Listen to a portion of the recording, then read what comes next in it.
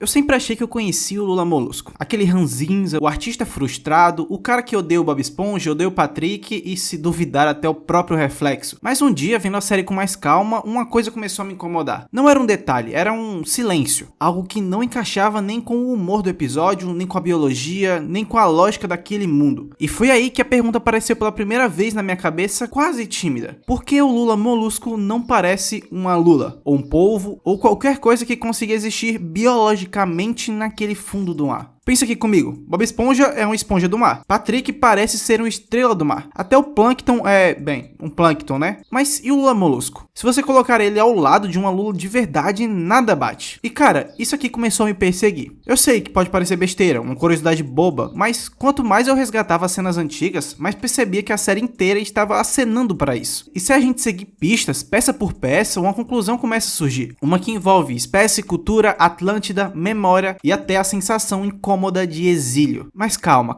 a gente vai por partes aqui. Antes mesmo de entrar em teorias malucas, eu voltei para o básico. Como o Lula Molusco vive? Acho que é óbvio pra todo mundo, né? Ele tá sempre sozinho, sempre tentando manter uma rotina que ninguém mais compartilha naquele mundo. Música clássica, arte refinada, literatura, expressões exageradamente humanas. E ninguém na fina do biquíni parece entender ele. Mas quando eu digo ninguém, é tipo, ninguém mesmo. Isso por si só já é estranho, mas aí vem a parte realmente bizarra. Ele parece ser o único de sua espécie. Porque se você olhar com atenção, o Lula Molusco tem uma cabeça totalmente desproporcional ao seu corpo, um nariz meio humanoide, postura ereta demais para um animal marinho e uma face que lembra mais civilizações antigas do que a fauna oceânica. E talvez você esteja pensando que é loucura, que esse aqui é só um design dele mesmo e tá tudo normal. Eu também pensei por muito tempo isso, mas uma coisa mudou tudo. O episódio Cidade de Lula. A primeira vez em toda a série que vemos outros seres como ele. E todos compartilham não só o mesmo visual, mas um comportamento estranho demais para ignorar. A comunidade é inteira padronizada, decoração idêntica, rotina idêntica, um culto silencioso pela, entre aspas, vida perfeita. E acima de tudo, uma cultura obcecada por arte, música e isolamento. Além disso, eles também vivem afastados do resto da fenda do biquíni, cercado por muros, como se estivessem se escondendo. E é isso que muda a nossa pergunta. Porque se Lula Molusco fosse só uma lula estilizada, isso não seria assim. O normal seria ver centenas de seres como ele espalhados pelo fundo do mar. Mas não, tudo que existe desses seres é um grupo isolado, clandestino, vivendo como se guardassem um segredo antigo. Isso aqui pra mim não parece mais casualidade. Isso parece um traço genético. E a partir daqui a coisa começa a ficar grande. Porque quando você junta a estética deles, o isolamento, o gosto por artes, o comportamento uniforme de sociedade e sua presença mínima na sociedade externa, chegamos em uma hipótese que antes parecia absurda. Lula Molusco não é um polvo, não é um peixe, ele é descendente de uma outra espécie. Uma que não é daqui, naquele mundo na realidade. E não, eu não tô falando de loucura conspiratória, eu estou falando da Atlântida. E é aqui que tudo começa a fazer sentido de verdade. Quando você olha para o Lula Molusco, é fácil pensar que ele está ali desde sempre, né? Que ele faz parte daquele mundo, que nasceu, cresceu e envelheceu na fila do biquíni. Mas tem um episódio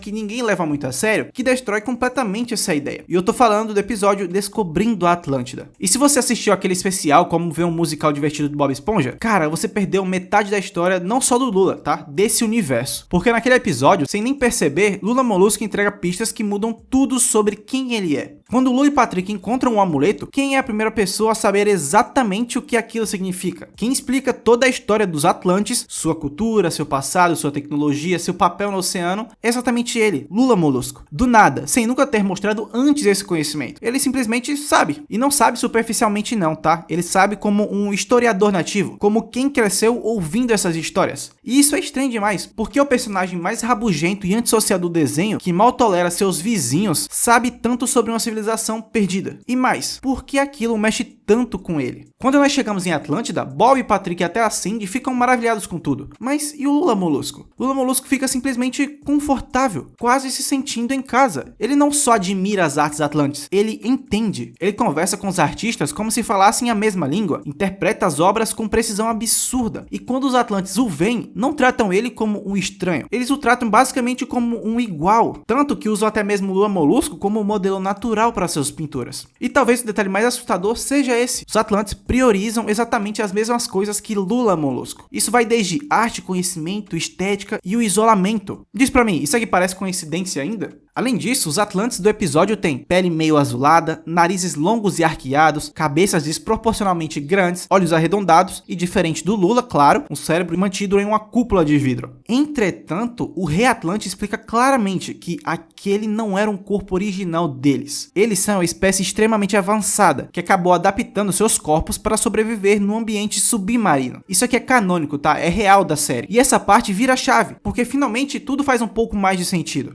Lula Molusco e os moradores da Vila Tentáculo não batem biologicamente com os povos ou lulas da série, porque eles não são descendentes de povos ou lulas. Eles são descendentes degenerados, adaptados e meio que simplificados dos antigos Atlantes. Uma linhagem que se espalhou pelo oceano após o isolamento completo da Atlântida, e que se diluiu tanto com o passar dos séculos que suas características comuns ficaram meio que distorcidas. Algumas coisas permaneceram, por exemplo, a arte, a arquitetura, a personalidade e, claro, aquele nariz horrível. É quase como a gente comparar o humano moderno com os Neandertais ou os Homo sapiens. A raiz ainda está lá, mas transformada, adaptada para viver nesse mundo. E se você acha que isso aqui é exagero, espera um pouquinho, tá? Porque a gente consegue associar esses dois seres e unir sua origem. Na pintura que os Atlantes entregam para Lula, aparece o pão enlatado. Mas não é o mesmo pão que vemos em Vila Tentáculos. É uma versão diferente, mais antiga, mais próxima do design Atlantis, sabe? E o que isso significa? Que a Vila Tentáculos, aquela cidade fechada onde todas as lulas vivem iguais, herdou esse alimento de alguma cultura do passado. E qual cultura seria essa? É simples, a única civilização que fazia esse tipo de alimento no desenho, a Atlântida. Ou seja, a Vila Tentáculos não é só um bairro elitista, é também um resquício cultural atlante. Isso explica o porquê ele fica tão deslumbrado em Atlântida, quase emocionado. Ele não está vendo algo novo ali. Teoricamente ele até tá, mas ele também está vendo o que sobrou de onde sua espécie veio. A Vila Tentáculos não herdou somente o pão, mas também a estética atlante, uma estética que só o Lula Molusco parece entender de verdade. E aqui a coisa sobe um pouquinho mais de nível, porque se os Atlantes tiveram contato com as civilizações humanas antigas e depois se isolaram e depois perderam parte da anatomia original ao se adaptar ao mar, então os Lulas são literalmente versões domesticadas, simplificadas e perdidas desses seres. Eles são o eco de uma civilização inteira, e o Lula Molusco é o membro menos adaptado desse eco, o mais exilado, o único que ainda tenta desesperadamente viver como seus ancestrais, com arte, música, estética e principalmente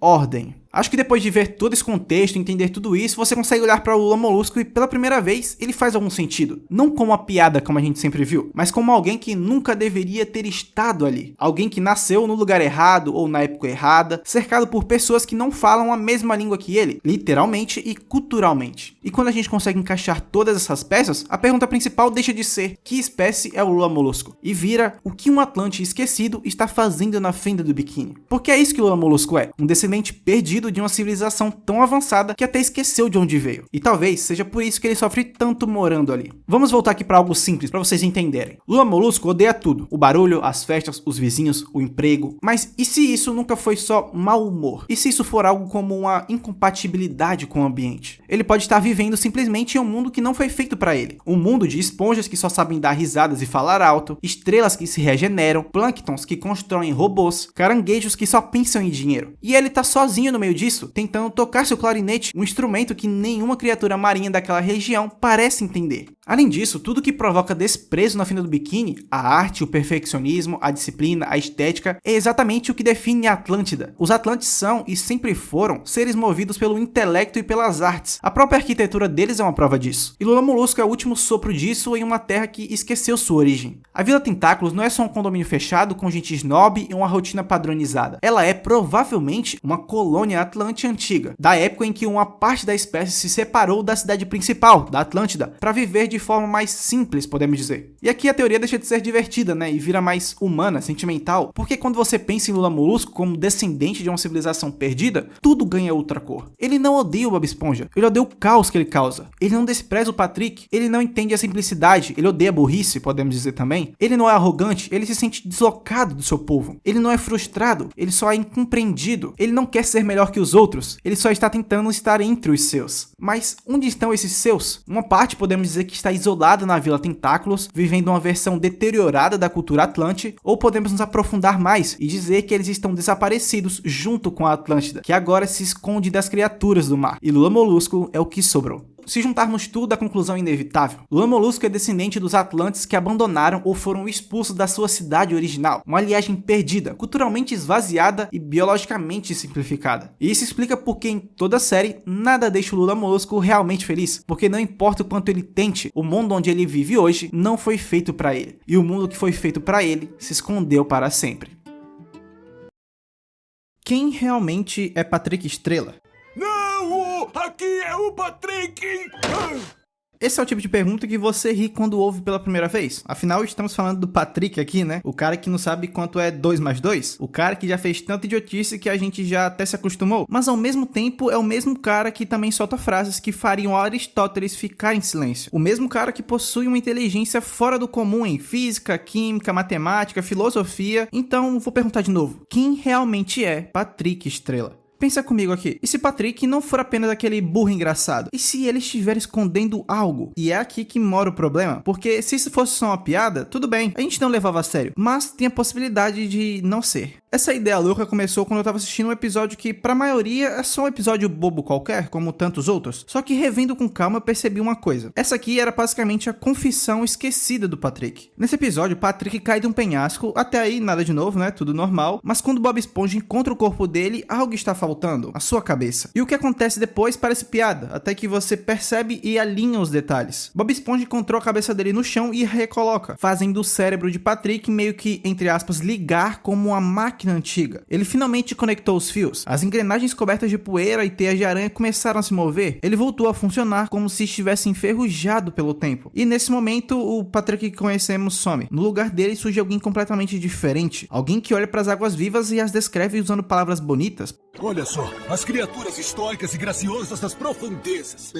Esse aqui não é o Patrick que nós conhecemos. Esse cara é outro ser. Um Patrick que fala de filosofia de uma maneira linda, que surpreendentemente debate sobre ciência com a Sandy e que infelizmente despreza o Bob Esponja como se fossem de espécies diferentes. Quer dizer, tecnicamente eles são, né? Mas na real ele só tá fazendo isso por ele ser um pouco menos inteligente. E esse detalhe aqui muda tudo, porque ele não esquece quem é o Bob Esponja, não esquece que é seu amigo, das aventuras que viveram, ele só deixa de se importar. Ou seja, o Patrick burro e infantil não é a, entre aspas, versão real dele. É o disfarce. A versão inteligente é a que estava trancada, escondida dentro de si. Mas aí vem o momento mais assustador do episódio. Patrick escolhe se destruir. Ele tenta quebrar a própria mente para voltar a ser burro. Ele abre mão de tudo, da lógica, do raciocínio, do poder. E aí eu comecei a me perguntar, quem no mundo faria isso? Quem trocaria genialidade por ignorância? E a resposta veio rapidamente. Ele só escolheria isso por um único motivo. Ele tem lembranças que não suporta carregar. O passado dele esconde algo. Sua mente esconde algo. E esse é o ponto de partida do nosso paradoxo, porque o Patrick não é apenas burro, ele é um gênio que foge de si mesmo.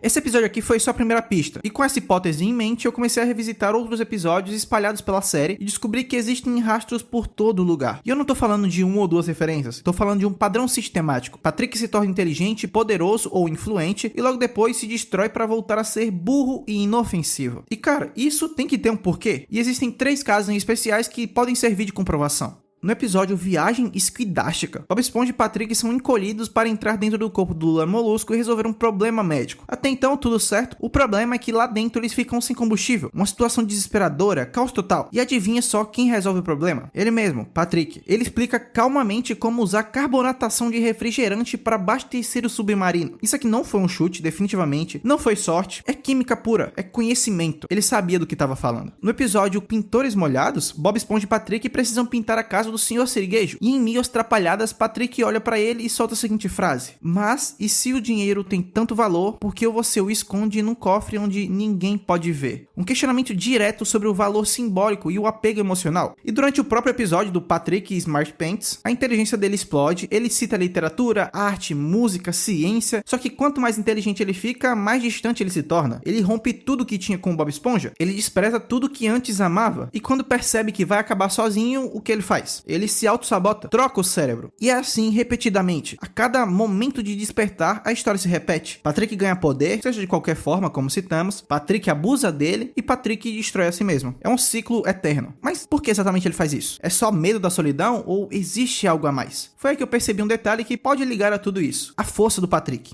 Esse é o ponto que sempre foi tratado como piada, mas que, se a gente revisitar com cuidado, vira um alerta vermelho para todos. Patrick é assustadoramente forte, e no episódio Estrela do Karatê, essa força vira algo que foge do controle. Ele descobre que pode cortar qualquer coisa com suas mãos, prédios, barcos, até rochas, mas quando percebe que não consegue parar, ele não tenta se controlar, ele simplesmente corta a própria mão fora. E como ele é uma estrela do mar, ela cresce de novo, só que agora basicamente obediente. E esse detalhe em específico pode mudar o jogo. Patrick não é só forte, como comentamos, ele se regenera, ele é capaz de substituir parte de si mesmo até que reste apenas a versão, entre aspas, segura. A cada abuso de poder, Patrick sabe o que precisa fazer para se controlar, amputar suas partes, seja o cérebro, seja sua mão, seja seu corpo inteiro. Ele precisa voltar a ser burro para não se tornar uma ameaça iminente. E é aqui que o paradoxo deixa de ser piada. Não estamos mais falando de um personagem burro e engraçado, estamos falando de uma criatura que tem a consciência de que, se deixar ir longe demais, pode se tornar algo monstruoso. Até aqui a gente viu Patrick se destruindo para esconder sua própria inteligência e sua própria força. E isso, como nós dissemos, tem um porquê. E existe alguém que, mesmo depois de todos esses anos, ainda reage instintivamente à presença dele. E esse alguém é ninguém menos que o Homem-Sereia. No começo parecia só uma piada. Toda vez que alguém dizia a palavra mal perto dele, o herói entrava em surto, um reflexo automático, como se tivesse algum trauma depois de tanto lutar contra vilões no passado. Mas tem um detalhe que eu acho que pouca gente percebeu. Isso não acontece sempre, e não acontece com todo mundo. Em Homem-Sereia e Mexilhãozinho 1, quando Patrick entra em cena, bastava a palavra ser dita que o velho desmoronava. Mas no mesmo episódio, e até em outros, quando Patrick não está por perto, o Homem-Sereia consegue ouvir a mesma palavra sem ter nenhuma reação. É como se não fosse a palavra em si que ativasse o gatilho, é como se fosse a presença de alguém. É como se o corpo do herói ainda reconhecesse o inimigo que ele enfrentou há décadas. E esse inimigo pode ter sido muito bem Patrick. Parece absurdo, né? Não vou discordar, mas escuta mais um pouquinho. No episódio De Volta ao Passado, Patrick e Bob Esponja descobrem a máquina do tempo do Homem-Sereia. E quem aciona o aparelho? Patrick. Quem sabota inconscientemente os planos dos heróis? Patrick. Quem faz o vilão vencer repetidas vezes, mudando a história da Fina do Biquíni? Patrick de novo. Eu não sei se isso aqui é só uma piada dos roteiristas, pode ser que sim, mas na minha visão isso aqui virou um padrão de comportamento. Talvez inconscientemente, como comentamos, mas ele ainda assim sabota. Como se uma parte dele ainda tivesse fidelidade ao mal. E tem mais, tá? O medo não é só do Homem-Sereia com Patrick. Patrick também reage ao herói, mais especificamente ao cinto de utilidades dele. Vocês lembram dessa cena aqui, né? Patrick sentiu o cinto por trás, lá ele, entrou em pânico, ficou paralisado e só relaxou quando percebeu que era o Bob Esponja usando. E outro detalhe importante ainda sobre o cinto de utilidades é que Patrick conhece funções do cinto que nunca foram mostradas antes. De onde ele tira isso? Como ele saberia mexer em um equipamento que só 2 heróis usaram por décadas? A única resposta lógica aqui é também a mais absurda que muita gente deixa de acreditar. Patrick já lutou contra eles. Ele já conhecia aquele cinto muito bem e o temia porque já esteve do outro lado. Se a gente juntar todas as peças que nós comentamos até aqui, o que aparece é um retrato perturbador. Patrick não é só uma estrela do mar esquecida debaixo de uma pedra. Ele é um ex-super vilão que apagou a própria memória e de alguma forma fez a cidade inteira esquecer também. E o Homem-Sereia é o único sobrevivente que ainda sente a presença dele e reage instintivamente. Nós já vimos Patrick cortar a própria mão em Estrela do Karatê quando seu poder foge de controle. Vimos ele aceitar devolver a coroa em Regras da Idiotice quando o poder consome sua mente. E vimos também ele implorar para voltar a ser burro em Patrick Smart Pants. Todas essas escolhas têm um padrão. Ele sempre recusa o poder, seja força, inteligência ou autoridade. Patrick prefere destruir a si mesmo do que correr o risco de deixar esse poder crescer em suas mãos. Isso faz todo sentido quando lembramos das características da biologia real. Estrelas do mar podem se regenerar. Se você corta um braço, nasce outro. Se cortar o corpo, cada parte pode virar uma nova estrela do mar. Agora pensa nisso dentro da lógica do Bob Esponja. Se cada pedaço regenerado traz um novo cérebro, cada vez que Patrick se destrói, ele está criando uma nova versão de si mesmo. Um Patrick com menos memória, um Patrick mais burro, um Patrick mais inofensivo. É por isso que às vezes ele tem lampejos de genialidade, só para esquecer segundos depois. Se Patrick realmente já foi um super vilão, faz sentido que ele tenha usado esse poder de regeneração como arma final. Destruir a si mesmo, recriar-se em versões cada vez mais fracas, até que sobrasse só o idiota que conhecemos hoje. E de vez em quando, o vilão original ainda dá sinais de vida. Seja ele um olhar frio em Patrick Smart Pants, uma frase perdida em A Caixa Secreta, dizendo que os funcionamentos internos da sua própria mente eram um enigma, ou um estalo de força absurda em Estrela do Karatê. Esses momentos não são piadas, são basicamente rachaduras, são vazamentos de quem ele foi de de verdade. E aí vem a última peça do quebra-cabeça, o homem seria. Se Patrick realmente apagou tudo, se ele realmente se reprogramou para ser burro, alguém ainda precisava carregar a lembrança. E é por isso que aquele velho continuava reagindo. É por isso que ele tem uma estrela no nariz, para servir como um símbolo heróico de que ele nunca esqueceu totalmente o inimigo que enfrentou. E o paradoxo agora não é mais sobre ele ser burro e genial ao mesmo tempo. O paradoxo é sobre ele ser bom e mal ao mesmo tempo. E agora a pergunta que sobra é: se isso aqui tudo for verdade, quanto mais tempo até o verdadeiro Patrick escapar de novo?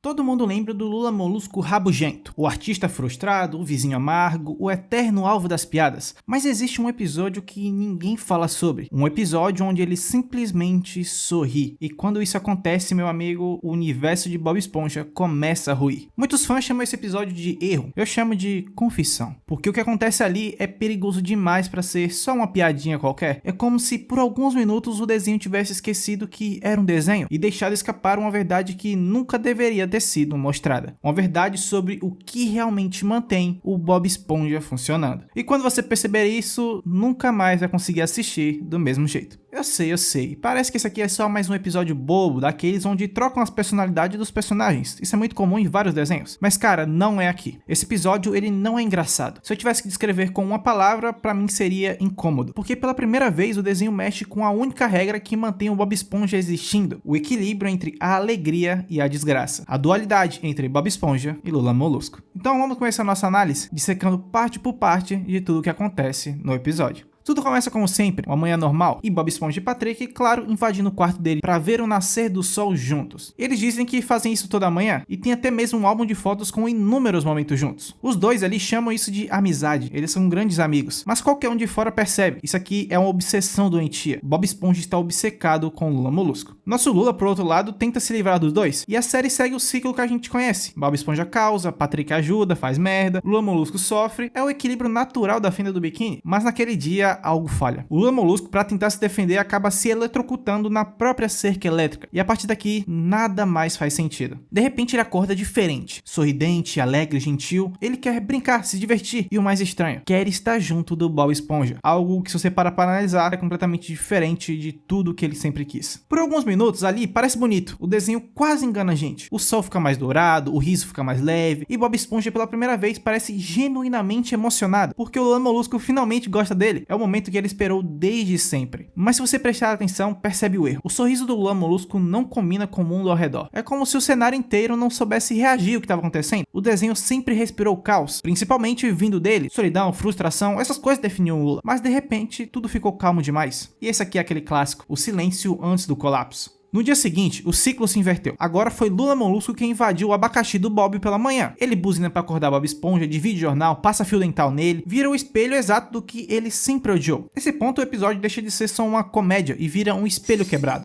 Porque não é mais o Lula Molusco tentando ser feliz, é outro Lula Molusco vivendo o lugar dele. No início, Bob Esponja tenta lidar bem, afinal o Lula Molusco estava feliz e queria estar com ele pela primeira vez. Quem não ficaria feliz com isso, né? Ele conquistou um sonho praticamente. Mas é exatamente aí que o episódio começa a desmoronar e o mundo vai junto com ele. O Lula Molusco passa a seguir o Bob Esponja em todo lugar. Ele está na cozinha, no siricascudo, no corredor, dividindo o mesmo espaço, o mesmo ar, a mesma função, e quanto mais ele sorri, mais o universo começa a estranhar. Em seu trabalho no siricascudo, ele distribui chapéus de graça, abraça crianças, oferece molho e deseja um ótimo dia a cada cliente novo. Isso se repete 10 vezes, 20 vezes, 50 vezes e cara, dá pra sentir o desconforto. O ar mudou completamente. Os personagens não sabem o que fazer com tanta positividade vindo dele. Até o Sr. Sirigueijo, o cara que explora todo mundo, começa a suar frio. Não pelo perigo, porque não tem perigo ali, mas porque o equilíbrio foi quebrado. Isso tem uma coisa que a gente entende assistindo Bob Esponja, é que o ciclo não funciona sem dor. E aí que o episódio entrega a primeira pista da nossa teoria. A fenda do biquíni não é um lugar feliz. Nunca foi. É um sistema de compensação. Cada riso precisa de uma reclamação, cada sonho precisa de um fracasso, cada hambúrguer bem feito precisa de um clarinete desafinado ao lado. Se você parar para analisar, tudo tem sua dualidade nesse universo. Patrick, Bob Esponja, o Sr. Sirigueijo, mas agora o Lula Molusco está fora do eixo e o universo está tentando corrigir esse erro. E eu vou adiantar, ele vai corrigir de um jeito que a gente não vai gostar. No começo, como nós dissemos, Bob Esponja tentou ignorar, mas aquele conforto virou desconforto, o desconforto virou um ciúmes e os ciúmes virou um medo. O novo Lula Molusco é bom demais. Os clientes começaram começaram a adorar ele. O Sr. Sirigueijo o promoveu, algo que nunca aconteceu com Bob Esponja. Patrick virou um grande amigo dele, e num piscar de olhos, Bob Esponja percebe que ele não é mais o Bob Esponja da história. Não é mais o símbolo da alegria, como sempre foi. Não é mais o protagonista, ele é o coadjuvante da sua própria série. E isso pra ele é insuportável. A cena mais triste é silenciosa. O Bob Esponja está sentado, encarando uma fatia de bolo de parabéns. Um bolo que outrora já foi dele, mas o nome em cima agora era outro. Funcionário do mês, Lula Molusco. Nesse ponto, o episódio já não é mais sobre amizade, é sobre identidade. Sobre o que acontece quando o papel que você nasceu para representar é roubado, e o universo mostra sem querer o que você sempre fingiu não ver. Bob Esponja não odeia o novo Lula Molusco porque ele mudou. Ele odeia porque Lula Feliz mostra que o mundo nunca precisou do Bob Esponja feliz para funcionar. E sem essa função, cara, o Bob Esponja deixa de existir. Não como o corpo físico, mas como um símbolo. O arquétipo de o divertido, o engraçado, não existe mais, porque tem outra pessoa melhor no lugar. Só que, cara, tudo tem um limite. Lula Molusco começou a dançar com Patrick e Bob Esponja surtou. Talvez você pudesse roubar o emprego dele, tirar sua foto da parede de funcionário do mês, mas ninguém poderia roubar o Patrick dele. Era isso que ele queria. Pelo menos isso. As frases que eles soltam é o grito de alguém que já não suporta mais ver o espelho sorrir de volta, enquanto seu próprio ser chora de tristeza. E nesse momento o ciclo fecha novamente, cara. O Lula Molusco, o homem que queria ser amado, é expulso. E o equilíbrio é restaurado da pior forma, pela repetição. O choque da cerca retorna. Acontece novamente. O som é o mesmo, mas algo é diferente. Porque dessa vez não é só o Lula Molusco que leva o choque, Bob Esponja e Patrick também. A tela pisca como da primeira vez e quando eles acordam, os três estão diferentes. Rabugentos, apáticos, vazios. É o fim do episódio. Sem moral, sem redenção, sem sentido. E é exatamente ali que a verdade começa a se revelar. Depois do choque final, tudo volta ao normal, entre aspas. E é aqui que o episódio deixa de ser uma comédia e vira uma confissão metafísica. Porque o que ele mostrou não foi um erro, foi um teste, tá? Um experimento, um vislumbre do que acontece quando você altera uma constante e fundamental do universo de Bob Esponja. O Bob Esponja só pode ser o Bob Esponja enquanto o Lula Molusco for infeliz. A alegria dele depende da tragédia do outro. Eu te disse, é uma dualidade. É a simbiose emocional da série. Um ciclo quase cósmico. E é por isso que o desenho volta ao mesmo ponto toda semana. Nada muda, nada evolui, porque se um lado encontrar a paz, o outro precisa colapsar. Quando o Lula Molusco ficou feliz, Bob Esponja ficou triste, e assim por diante. E nesse episódio, o colapso aconteceu de verdade, nós presenciamos ele. E o que nasceu no lugar não foi um novo Lula Molusco, foi um falso, um simulacro. Um Lula Molusco que ama, que ri, que trabalha bem demais, mas que não pertence àquele mundo. E esse episódio aqui é no fundo mais sobre o medo de não ser mais necessário. E aqui a nossa teoria final se forma. E pensa aqui comigo, se o Lula Molusco realmente fosse feliz, quem o Bob Esponja seria? Quem o Patrick se tornaria? Quem nós seríamos? Sem o contraste que define o que é a felicidade. A verdade, cara, é que a Fenda do Biquíni não é um fundo do mar, é um teatro, um loop de papéis fixos, onde cada personagem carrega a função de manter o outro preso. O Bob Esponja representa o otimismo que não pode morrer, o Patrick, o vazio de quem não sabe pensar, e o Lula Molusco, o humano aprisionado entre os dois. O único que sente o absurdo do próprio mundo, o único que percebe que nada muda, que toda manhã é igual e que qualquer tentativa de escapar termina com um choque na cerca. No outro vídeo que nós falamos sobre o Lula Molusco, aconteceu a mesma coisa. Ele teve que repetir o ciclo, porque ele precisa continuar sendo infeliz para o mundo continuar existindo. Agora pensa no título, o falso Lula Molusco que ninguém percebeu. Talvez ele não fosse falso por sorrir, talvez ele fosse falso porque o verdadeiro, o de sempre, nunca mais voltou. A partir daquele episódio, o que vemos não pode ser mais o Lula Molusco que conhecemos. Pode ser só um substituto cansado, repetindo as mesmas falas de um personagem que já se foi. E é por isso que ele parece cada vez mais triste, mais vazio, mais conformado, porque ele lembra, mesmo que ninguém mais lembre. Então da próxima vez que você for rir de alguma crise dele, lembra disso. Talvez o Lula Molusco não esteja infeliz porque quer. Talvez ele só esteja sustentando o mundo com suas próprias mãos. E o mais triste é que ele sabe, mas não pode fazer nada. Mas calma, isso aqui é só o nosso começo. Temos muitas outras coisas pra falar. E se você viu até aqui, comenta. O ciclo continua. Só pra eu saber que você também percebeu. É isso, fiquem bem. Muito obrigado por quem ficou até aqui. Te vejo na próxima e valeu!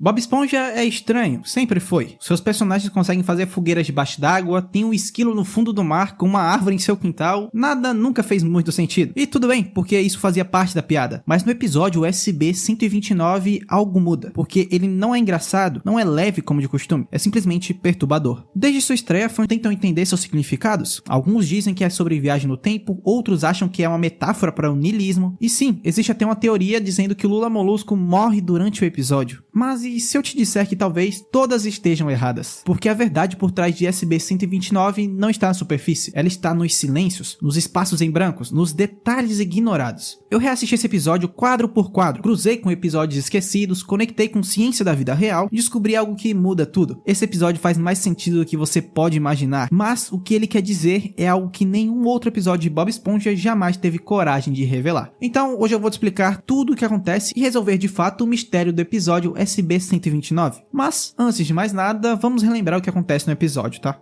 Como de costume, Lula Molusco tentava tocar seu clarinete, mas Bob Esponja e seu despertador acabaram arruinando tudo. E sim, isso aqui parecia ser só mais uma manhã comum, como qualquer outra, mas a forma como Lula tentou escapar do nosso Esponja foi diferente. Ele correu até o Siri Cascudo, se trancou no freezer e bateu a porta com tanta força que não abriu mais desde então. E aí, o tempo para. Ele é congelado e 2000 anos se passam. Mas surpreendentemente, ninguém sente falta, ninguém abre o freezer, ninguém nota o rosto dele que estava completamente estampado no vidro. Isso aqui por si só, se você parar pra analisar, já é estranho, né? Como pelo menos Bob Esponja não sentiu a falta dele. Mas a explicação fica ainda mais absurda quando o futuro chega, e você vai entender o que eu quero dizer. Lula Molusco acordou num novo mundo. Tudo ali era cromado, o Siri Cascudo virou uma cápsula metálica e ele foi recebido por Espongitron, um Bob Esponja robótico, com perninha de foguete e centenas de variações de si mesmo. Sem surpresa nenhuma, Espongitron recebe nosso Lula, como se estivesse esperando por ele esse tempo todo. E talvez seja por isso que ele não tenha o descongelado antes, porque Lula só poderia sair dali quando o tempo correto chegasse. Mas enfim, depois de acordar nesse mundo estranho, ver o Bob Esponja na sua frente e querer voltar para casa, sem pensar ele corre e entra numa máquina do tempo, indicada por Espongitron, mas infelizmente erra seu destino, parando num passado remoto, na fenda do biquíni da Era das Cavernas. Lá ele encontra as versões primitivas do Bob Esponja e do Patrick. Como era de se imaginar, eles não batiam muito bem da cabeça, né? São Bob Esponja e Patrick, da era pré-histórica, e tentaram comer nosso parceiro. Para sobreviver, Lula Molusco os ensinou a pesca de água viva, a atividade que eles mais gostavam no presente, que ele tanto odeia, foi criado por ele mesmo. Talvez seja um detalhe cômico, mas eu acho que não. Isso aqui soa mais como o paradoxo do Bootstrap. Lula Molusco aprendeu sobre a pesca de água-vivas no presente, levou para o passado e isso se tornou parte da cultura do presente. Pode parecer confuso, e de fato é confuso, mas o que isso quer dizer? De onde originalmente veio essa atividade então, já que ele levou, quem criou então? Bem, a resposta é simples, ela não veio de lugar nenhum, ela sempre esteve lá, porque Lula Molusco foi jogado no ciclo e agora se tornou parte dele. Mas enfim, daqui a pouco eu vou explicar melhor isso. Voltando para o episódio, Bob Esponja e Patrick perseguiram Lula depois de escutarem seu clarinete. Em desespero, ele corre para a máquina do tempo, tentando voltar para o presente. Entretanto, lá dentro, a alavanca quebra. Ele não vai para o passado, para o futuro, nem de volta para o presente que queria. Lula Molusco acordou no espaço em branco. A única coisa que restava ali era ele mesmo. De início, ele diz que tá feliz, mas a gente sabe, é mentira. Esse espaço, esse lugar nenhum, é o mais próximo que Bob Esponja já chegou de representar o limbo. Pensa comigo aqui um pouquinho. O universo de Bob Esponja nunca abandonou sua lógica subaquática. Sempre há bolhas em qualquer momento do episódio. Sempre há sons abafados, movimentos fluidos, mas aqui não tem nada disso. É como se ele tivesse saído do mundo original da série. Como se estivesse em uma dimensão onde as leis do universo deixaram de funcionar. A máquina, por sua vez, colapsou, a alavanca quebrou e Lula Molusco foi jogado fora dessa existência. Esse lugar era uma falha, ou pior, um purgatório disfarçado. E o mais bizarro de tudo isso é que depois de passar um tempo sozinho, ele percebeu que queria voltar, queria estar junto novamente do Bob Esponja. Desesperado, ele implorou para a máquina do tempo levá-lo de volta à sua era. E surpreendentemente, ela faz. O episódio termina com ele voltando para sua casa encontrando Bob Esponja e Patrick, que por ironia do destino, imediatamente o convidam para pescar água-viva. E nesse momento tem uma conversa interessante entre eles. Lula Molusco pergunta quem foi o cara que inventou essa pesca de água-vivas. E a resposta dos dois foi você, Lula Molusco. Mas cara, como eles sabem disso? Lula Molusco voltou, tudo parecia normal, mas tem algo que ninguém fala sobre esse episódio. Quando ele se trancou no freezer, ele foi congelado por 2000 anos, mas depois de sua jornada absurda no tempo e no limbo, ele retornou ao presente, sorrindo, vivendo, respondendo Bob Esponja e Patrick como se nada tivesse acontecido. Mas o que aconteceu com Lula Molusco congelado? Aquele que ficou preso no freezer? Você pode até dizer que ele deixou de existir porque o Lula Molusco voltou, mas isso não faria sentido, porque se ele não estivesse congelado, ele não teria criado a pesca de água-viva. Então Bob Esponja e Patrick nunca teriam dito aquilo. Nós nunca vimos esse Lula Molusco sendo descongelado, nunca vemos o momento em que ele reaparece. O episódio simplesmente esquece dele, mas isso não é um erro, é uma escolha narrativa, porque agora existem de fato dois Lula Moluscos na mesma linha do tempo. O Lula original, ainda congelado no freezer do Siri Cascudo, e o Lula despertado, que viajou por milênios no tempo, presenciou todo aquele fim e voltou sabendo que nunca mais nada seria igual. E esse é o verdadeiro paradoxo do episódio. Esse tipo de falha é conhecido na ficção científica como o paradoxo da auto-interação. Basicamente, dois eus coexistindo numa linha do tempo, vindo de origens diferentes. Bob Esponja raramente brinca com esse tipo de coisa, mas tem um outro episódio que torna isso tudo ainda mais sério, confirmando nossas teorias. Nesse episódio, Bob Esponja e Patrick usam a máquina do tempo do laboratório do Homem-Sereia para voltar ao passado. Durante a viagem, eles impedem sem querer o herói de capturar um certo vilão, acidentalmente mudando o curso da história. E o resultado não poderia ser outro. No presente, esse vilão estava livre e dominou o mundo. Um pequeno erro, uma mudança mínima e o futuro já não é mais o mesmo. Isso nos mostra que a viagem do tempo sim é real dentro do universo, e ela afeta permanentemente os eventos da linha do tempo. Isso significa que o Lula Molusco do futuro, aquele que viveu o SB-129, sabe que não pode descongelar sua versão original, porque fazer isso quebraria o ciclo. Pode parecer insano, é insano, mas faz sentido. O ciclo da pesca das águas vivas, que nasceu da ação do Lula Molusco no passado, precisa continuar existindo. Se ele trouxer de volta sua versão congelada, o universo entraria em colapso. Então, ele não faz nada. Ele simplesmente finge que nada aconteceu e segue sua vida, deixando sua outra versão congelada no freezer, porque esse é o preço dele ter visto tudo o que viu. Por isso que ninguém abriu aquele freezer em tantos anos. Por isso que Spongitron o recebeu com tranquilidade. E se você acha isso frio da parte dele, espere até o próximo detalhe. Quando o Lula acorda no ano de 4017, ele encontra Spongitron, além de outras dezenas de versões parecidas ao seu redor. Até que dá pra pensar que são descendentes, talvez filhos, mas aí entra a ciência. Na vida real, esponjas do mar podem viver milhares de anos. Elas são organismos clonais, que se regeneram continuamente, mantendo sua estrutura biológica praticamente indefinida. Basicamente, em poucas palavras, elas brotam e se dividem. Para confirmar que isso acontece dentro do universo, em um episódio, o próprio Bob Esponja diz que ele poderia se reproduzir por brotamento. Parece piada, mas é um fato científico.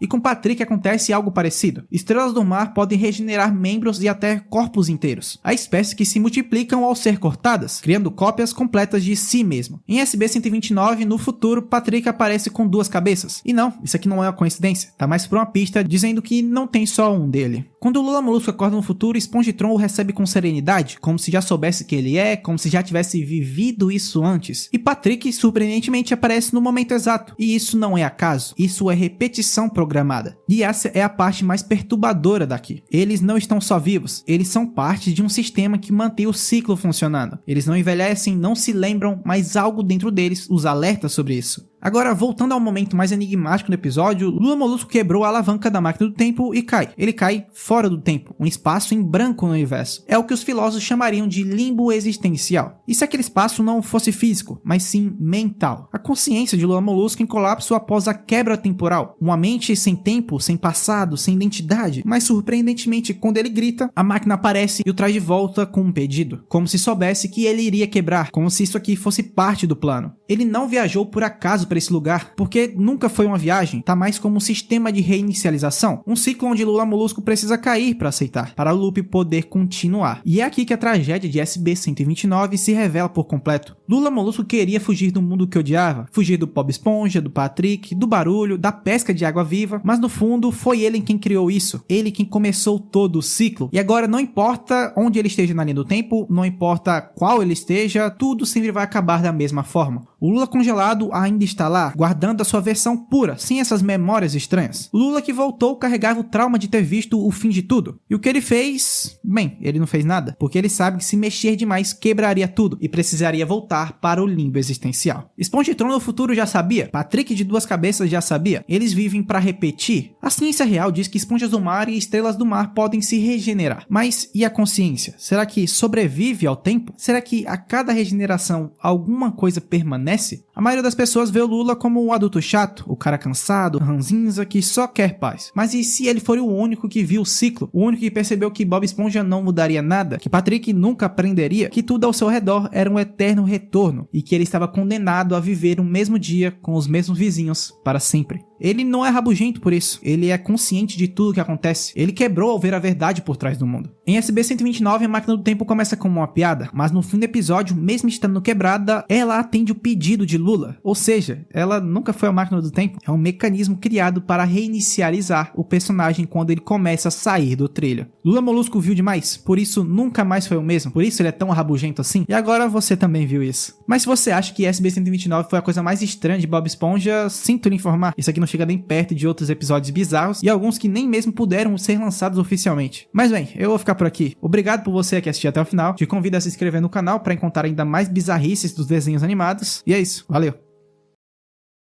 Todo mundo acha que conhece o Siri Cascudo. Afinal, ele é o McDonald's do fundo do mar, o templo dos hambúrgueres mais gostosos da fenda do biquíni, o lugar onde Bob Esponja é explorado, o Lula Molusco chora sem parar e o Sr. Siriguejo vende a alma deles por míseros centavos. Mas pensa comigo, você realmente conhece o Siri Cascudo? Tipo, mesmo? Porque quanto mais eu revi os episódios, mais eu percebia que esse restaurante não faz sentido nenhum mesmo, tá? E antes que alguém diga, é só um desenho, não sei o que, eu preciso lembrar. Esse é o mesmo universo onde uma esponja pode trabalhar sem direitos trabalhistas e um caranguejo vender sua alma por 62 centavos. Então sim, tem chances de ter alguma coisa escondida por lá. E é isso que a gente vai fazer hoje. Vamos começar pelo básico, né? Em teoria, o Siri Cascudo tem um layout simples. Um andar, 4 salas. A área das refeições, onde o Lula Molusco sofre. O banheiro, onde ele tenta sofrer em paz, mas, né, nem sempre dá. A cozinha, onde nossa esponja do mar fica cada vez mais maluca. E o escritório do Sr. Siriguejo, o trono da ganância. Parece simples olhando de fora, mas aí a gente olha mais de perto e tudo desmorona. Tipo assim, vamos voltar um pouquinho. A parte de trás do restaurante. No episódio Boca de Marinheiro, dá pra ver que tem caçambas de lixo atrás. Beleza, ok. Mas em outro episódio, só uma mordida, do nada a porta dos fundos aparece. E não é tipo, eles trocaram um ângulo do lugar. Um dia tem e o outro não tem. Até que aí do nada, no episódio Cirilândia, a porta volta, de metal, com a janela do lado contrário que tinha antes. Cara, eu juro, o Siri Cascudo muda de arquitetura como se trocasse de roupa. E o mais assustador é que, em verdade ao quadrado, tudo isso existe ao mesmo tempo. Tudo. Vamos continuar aqui no básico, tá certo? Se tem um lugar que deveria ser constante no restaurante, é o freezer. Mas no Siri Cascudo, o freezer é praticamente um portal quântico, tá? Lembra do episódio USB 129? Lula Molusco fugindo do Bob Esponja se tranca no freezer e fica congelado por 2000 anos? Tranquilo, coisas leves. Mas preste atenção, naquele episódio a gente não vê direito onde o freezer fica. Sabemos que é na cozinha, mas só isso. Aí vem o episódio O Hambúrguer Perigoso. Bob Esponja e o Sr. Siriguejo enfiam o corpo do fiscal sanitário lá dentro. Não vou entrar em muitos detalhes, mas esse episódio é meio que sem querer ele tentando tirar da vida lá do fiscal, tá? Mas enfim, vamos voltar pro foco, né? Nesse episódio a gente consegue ter noção de onde realmente o freezer fica. Ele fica ao fundo da cozinha, logo atrás da chapa. Parece resolvido, mas não é não, tá? Porque calças naturais decidem jogar tudo no lixo. Em uma das cenas do episódio, muitas águas vivas entram no restaurante e saem pelo fundo, por trás da chapa, onde deveria ter o freezer. Tipo assim, se a janela do fundo dá direto pra fora agora, onde diabos o freezer fica? Ele teria que se projetar pra fora do prédio, talvez. Tipo uma caixona gigante atrás. E como a gente já viu dezenas de vezes, o restaurante não tem nada ali atrás. A conclusão é que ou o freezer tá em uma dimensão paralela, ou o Sr. Siriguejo construiu o primeiro refrigerador fora da realidade pra não pagar mais IPTU no seu restaurante. E sinceramente, entre as duas, eu acredito mais na segunda, né? Agora, segura essa aqui, o cofre do Siri Cascudo. Você sabe, né? Aquele templo de hambúrgueres onde o Lula Molusco mergulha de cabeça, tipo o tio Patinhas gorduroso. Nesse episódio, ele é 3 vezes mais alto que a cozinha. E não só isso, o teto do cofre é mais alto que o teto do prédio. Ou seja, o cofre, tecnicamente, teria que atravessar o telhado. Mas não tem nada lá, tá ligado? Então já não faz mais sentido nenhum aqui, né? Apesar que não fazia desde o começo. Mas calma, tá? Calma, que a gente nem chegou ainda na parte mais interessante, as salas secretas. Porque sim, o Siri Cascudo tem depósitos que se multiplicam, literalmente. Beleza, se até aqui você achou que o Siri Cascudo era só um prédio mal desenhado, segura a âncora, tá? Porque daqui pra frente a coisa desce pra um nível abissal. No episódio Siriguejo de Imitação, dá pra ver o primeiro. Aquela salinha cheia de caixas e picles, tranquilo, funcional, parece normal. Mas corta pro episódio Acidentes Acontece e surge outro, totalmente diferente e no outro lado do restaurante. Aí você para e pensa, ok, talvez reformaram, né? Mas não, o Sr. Siriguejo é o tipo de cara que cobra o oxigênio por minuto de fala, tá ligado? Esse homem que eu acredito que ele nunca reformou esse restaurante. E o mais doido é que esses depósitos, que a gente só comentou de 2, desafiam o formato do prédio. Eles ocupam o mesmo espaço em que outros episódios, é o banheiro, por exemplo, ou o freezer, ou até mesmo o escritório dele. E o mais curioso, no episódio Nova Folha, tem outro depósito, um armário secreto, onde o Sr. Siriguejo esconde plâncton e ainda chama de armazenamento histórico. Mas nada supera a existência da garagem, a famosa garagem do Siri Imóvel. Durante um dos filmes, Bob Esponja e Patrick descem 2 lances de escada até chegar na tal garagem. Descem primeiramente no meio da cozinha e logo depois pegam um elevador. Ou seja, o Siri Cascudo tem sim um porão, um subsolo e uma extensão vertical. E cara, se ele tem um porão, tem espaços a mais escondidos, ele também tem segredos. Entretanto, mesmo assim, esse local ainda não bate. Por exemplo, em outro episódio, no meio da cozinha tem um alçapão, onde o Sr. Siriguejo esconde a caixa de gordura do Siri Cascudo. Certo que poderia ser uma sala ao lado, porque a gente não consegue ver direito onde é de fato a caixa de gordura. Mas enfim, fica aí minha ideia. Agora preste atenção, voltando pro episódio da garagem ainda, adivinha como o carro sai do subsolo? Eles literalmente derrubam uma parede e voam para fora do restaurante. E sendo bem sincero, nunca vimos o Sr. Siriguejo consertando isso, ou consertando qualquer coisa, né? Então a conclusão louca louca da minha cabeça aqui é o seguinte: ou o Siri Cascudo se regenera ou ele é um organismo vivo. E eu não tô falando metaforicamente. Pensa comigo, o formato de armadilha de um caranguejo, os dutos, as câmaras secretas, e se o restaurante for literalmente um ser, um organismo que cresce em volta do Sr. Sirigueijo? Ok, tá, respira um pouquinho, né, porque talvez eu tenha ido longe demais aqui. Mas confessa, por um segundo fez sentido na sua cabeça, né? Mas seguinte, você achava que o Sr. Sirigueijo só fazia experimentos com planilhas e exploração de esponjas do mar, certo? Não, meu caro. Ele também faz experimentos com vida. No episódio As Criaturas Zumbis Mutantes, ele tem um laboratório secreto. Exatamente, um laboratório subterrâneo com tubos, máquinas e hambúrgueres radioativos. E a pergunta óbvia, onde fica isso? E a resposta é simples, logo ao lado da chapa do Bob Esponja. Ou seja, na lógica, eles pegam um elevador e seria novamente embaixo da cozinha. Mas lembra, esse local guarda a caixa de gordura, a garagem e outro depósito também. Então, já não faz mais sentido? Além disso, ao lado da chapa, normalmente, fica a porta que leva ao escritório do Sr. Sirigueijo. Cara, eu juro, isso aqui não faz o menor sentido, eu não sei porque eu tô fazendo isso. Ah, e ainda por cima tem o incinerador, tá? No episódio Só Uma Mordida, o Bob Esponja aparece jogando um hambúrguer para ser cremado. E do nada surge uma sala vermelha pegando fogo que nunca mais aparece na série. De onde ela veio, para onde ela vai, ninguém sabe.